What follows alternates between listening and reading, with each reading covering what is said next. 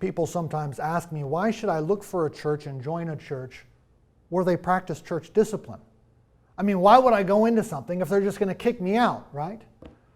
Well, I think the short answer is because you're looking for a church that's biblically faithful, and church discipline is a biblical practice, as Jesus talks about in Matthew 18 and 1 Corinthians 5 and many other places. But also, as we stop and think about what discipline is biblically, we see from God Himself that biblical church discipline is both loving and is a means for growth and holiness.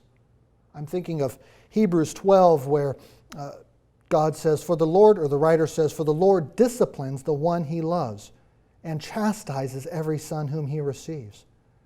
It is for discipline that you have had to endure. God is treating you as sons. When you love someone, you want to see them grow in holiness. And so we want to join a church where we're helping one another in little conversations and relationship, both encouraging one another and admonishing one another as occasion requires to grow in that holiness. That is a loving thing to do. It's also loving to warn people of the judgment to come. If there really is a final day of judgment, imagine if nobody ever warned you about that fact.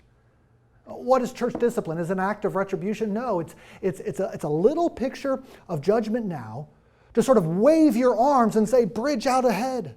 There's an even greater judgment to come. And that is a loving thing to do, to explain to people, you want to join a church that's loving in that way. But church discipline, as I also said, grows us in holiness. Hebrews also says, for the moment, all discipline seems pleasant and painful rather than pleasant, but later on it yields the peaceful fruit of righteousness to those who have been trained by it. Imagine a math teacher who taught the lesson but never corrected the errors. You would say that's not a very good math teacher.